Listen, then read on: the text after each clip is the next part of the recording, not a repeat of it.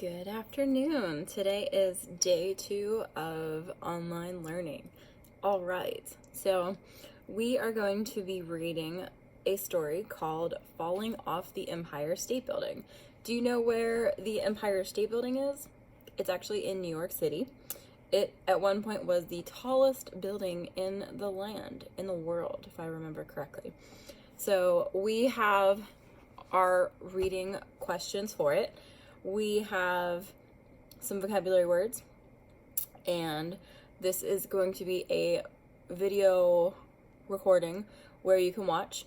Let's get started. So our first vocabulary word is stickball. It is a game similar to baseball that is played in the streets. Spattering, which is spraying out droplets. Heavy duty, something strong and solidly built, kind of like a tank, or like those big Ford pickup trucks. I think they use that in their commercial. Built to last. A trolley is an old-fashioned form of public transportation, similar to a bus running on rails set into the street. A motorman is the person who drives the trolley, so the trolley driver. Scaffold is a structure constructed next to a building to allow cleaners or other workers to work outside the upper stories. So I'll pull up some pictures of those for you during our discussion. This is a long story. Jeez. Sorry. Handball is a sport played by using one's hands to hit a small ball against a wall. Regulation is made according to the official rules of the sport, so the rules and regulations. Elevated is lifted up higher than street level.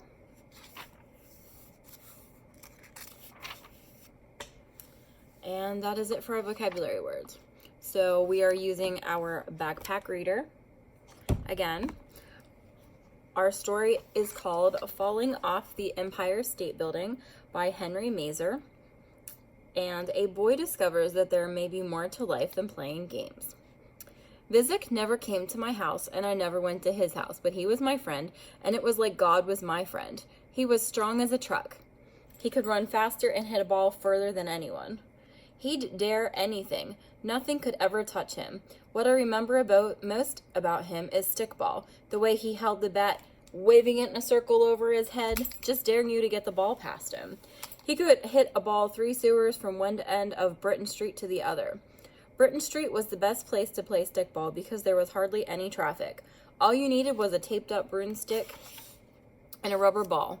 Every game had a season. There was a squirt gun season, a yo-yo season, and a season where we played street hockey on roller skates that we clamped to our shoes and tightened with special keys we kept on cords around our necks. We played stickball all year round. Vizik and Dov were the leaders. Vizik tossed the bat to Dov, who tossed it back. They went fist over fist up the stick. Last hold got the pick. So fist over fist over fist over fist. So like this, fist over fist, and then whoever was here got to pick. Dov was tall and skinny. He talked fast and stuttered, spattering spit in all directions so the spit came out of his mouth and went everywhere. He always picked his pal Jack first. Vizik picked Leo. I would have picked him too. The strongest were chosen first, the fastest, the best hitters. The scare in my belly was big. Choose me, I prayed. I didn't care if I was the last, as long as I played. It was shameful not to be picked. Vizik finally saw me and gave me the nod. Okay, Lenny, you play out. I ran almost to the end of the street. I counted 2 manhole covers. Hit the ball, I yelled. I slapped my hands together. I was small, but everyone said I had a man's voice. All the way, I yelled. Hit it all the way to me. Vizik smiled at everything I did. If I missed the ball, he winked at me, and when I caught it, he'd say, that away, Lenny.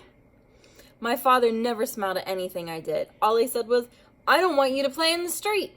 Where I came from, you either went to school or you went to work. He called my games foolishness. Everything I did was foolishness. He wanted me to stay in the house, do my homework, study, and listen to the opera like him. He always wanted me to do something I didn't want to do. He didn't get it. We had to play in the street or we didn't play.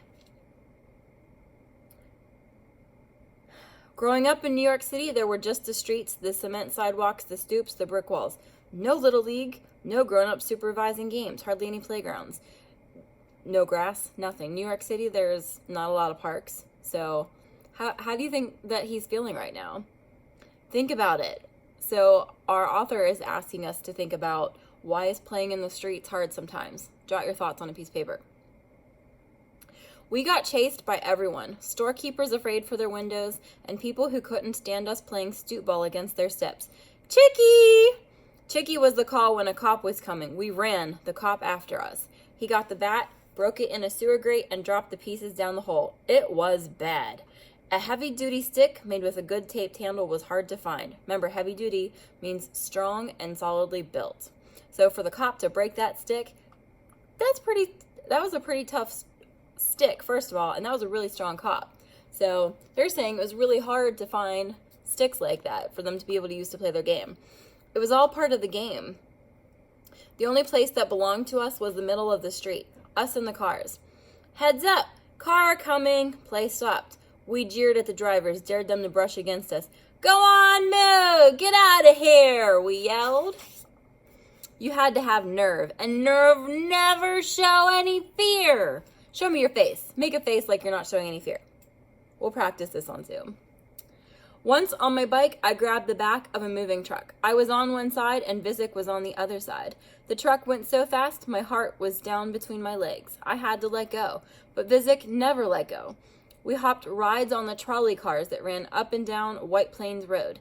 If the motorman didn't see us, we could ride all the way to Burke Avenue or even Gun Hill Road. Every time the trolley stopped, we jumped off. When it started, we jumped on again. Hook a hand through the window, but keep ducked down. If the motorman spotted you, he'd whack your hand off. A kid in my class got bounced off the hood of a car that way and broke both his arms. We flew kites on the roof and chased each other over the top. Being on the roof was like being on top of the world. We looked out over the rooftops. At night, you could see the stars. Chicken! Let's see you walk the edge. Buck, buck, buck, buck, buck, buck, buck. Uh-oh.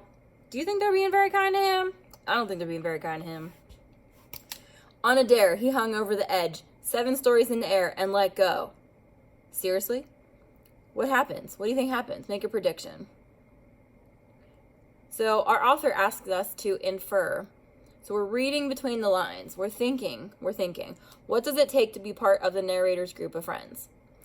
Are they able to just be themselves, or do they have to take risks? What do you think? Jot it down on a piece of paper. The fire escape was right under him, but it scared me just to think about it. Once I'd seen a dead man on the sidewalk, covered with a canvas. He'd been working on the building and slipped off a scaffold. Remember, that's the part of the building that's built right next to the building. This is the building. It's built next to it so that people can work on it. His paint-stained boots stuck out from under the canvas. My father didn't like me to go out. Where are you going? Put something on. Like I was going out naked. I wasn't cold. He was. He never went out without getting all dressed up. Suit, tie, hat, his shoes shined. He was like a soldier in uniform. The first thing my father did in the morning was comb his hair. He combed it straight back, smooth and flat behind his ears. Then he exercised. He opened the window. My mother told him not to stand by the window in his underwear in front of all the neighbors. What neighbors? He said. Who's looking? He stretched. He took deep breaths, everything deliberate and slow. He bent his knees, straightened up, then touched his toes. Then he combed his hair again. He rubbed his hand over the bristle on his cheeks, then took out the shaving cream and the razor. That was the part I liked best. When he was done, he'd hand me the razor. But without the blade, I foamed up and ran the razor up and down and all around my face, like a sled in the snow. One time, I decided I was going to teach my father how to play. We were on the street together, and I was bouncing my ball. Catch, I said. What? He said. I showed him the ball. I put the ball in his hand. Now you give it to me, Pop. He handed me the ball, then wiped his hands on his white handkerchief. I bounced the ball on the sidewalk, then threw it to him. Nice and easy. He caught it. That's the way, Pop. Good. My dream was that my father would learn about games and would play catch with me. He could pitch to me and I could practice my batting, which was not too great. I threw the ball again and it got away from him. He was wearing a coat and a hat and he couldn't bend. The ball slipped like water through his fingers and he rolled out in the street. Grab it, I yelled, but he didn't move. He stood there like a dope. I dove for the ball. It was my pink Spalding, the best ball in the world. I saw the car coming. I had plenty of time, but my father went nuts. Stop! His voice was like an explosion. Are you crazy? Pop my ball. The car rolled over it and split it in half. My Spalding. I picked up the pieces. My heart was broken. The insides were pink like bubble gum, and it smelled like new rubber. How many times do I have to tell you stay out of the street? My father said. All you do is play. Play is not important. School is important. I didn't say anything. Underneath everything, I knew I didn't have to listen to him. Because he wasn't a real American. When I thought that, it made me feel sorry for him. I was born here and he wasn't. I knew I was going to leave him behind. There was never a moment when I felt he understood. He was from another world. He had nothing to teach me. I learned from my friends from Vizik. There was nothing I needed from my father except maybe to teach me how to shave or to make a tie. Why does the narrator think he's better than his father? What did I just read? I was born here and he wasn't. On Saturday, I was out of the house early. Out of the dark rooms, the corridors, the tension. Stop! Stand still a minute. They were both on me. Mother and father. One of them says, "Where are you going?" The other one says, "You didn't eat anything yet." I hardly heard them. I was out, up the stairs and over the roof. It had rained overnight and there were puddles in all the dips. The air was clear and clean and taut as a wire. I couldn't breathe enough of it. One last breath and I dove another dark, spooky staircase. I pounded on a door. "Let's go, Mutt." He was my real friend. He wanted me to come inside. I looked past him down the dark corridor of his apartment. His mother was in the kitchen and he had to finish eating before she'd let him out. I waited in front of the building. Mutt and I were handball partners. Remember, that's a sport played using your hands to hit a small ball against a wall. I was left-handed and that was an advantage because our strong arms were on the outside. I liked to watch the older guys play. They played the same game we did, only they played with gloves and a small, hard black ball. Those were things I really wanted, a pair of leather gloves and a regulation handball. I had a ball in my pocket. I bounced it, threw it, caught it. Besides the ball, I carried marbles in my pockets, trading cards, a pocket knife, coins. We played marbles in the dirt. I used my biggest, smoothest marble as a shooter. The little ones were Emmys, and they were steelies and clearies, and you held up to the light. We marched pennies, playing odds and evens, or pitched them against a wall. Or you could put a coin on the crack in the sidewalk, then try to hit it with a ball next to the crack. Sometimes if no boys were around, I'd play potsy with the girls. You chalked the game on the sidewalk, 8 numbered squares. You dropped a bottle cap or a stone into square 1, hopped on 1 foot through all the squares, picked up the marker, and hopped out. Mutt and I were playing handball all morning. When I got home, my hands were swollen, my fingers fat like sausages. Nobody was home, but my mother had left me a sandwich, a glass of milk, and a big piece of yellow sponge cake. I ate and then fell down on the bed, sank down into pillows and quilts. I heard cars honking through the open windows, sirens, kids calling, the curtains blew, in and out. When I woke up, I didn't know where I was. I staggered out to the other room. My mother was cutting a pattern for a dress on the table. My father was telling her she was going to ruin everything. I ate noodle pudding and washed it down with a glass of milk. I'm going out. I had the door open. Where are you going? Shut the door and come back inside. My friends are waiting. You've been out enough. Sit. Read something. My father read the paper. I went to the refrigerator and got the white bread and butter. Are you eating again? He said. If you're eating, sit down. Only animals eat sitting up. What does this statement tell you about the father's personality? If you're eating, sit down. Only animals eat standing up. I sat down. My father turned a page, wet a finger, and turned another page. Like this, kind of like I do sometimes. Kind of gross. Sorry. I could hear the kids outside through the open windows. It was getting dark. I leaned on my elbow.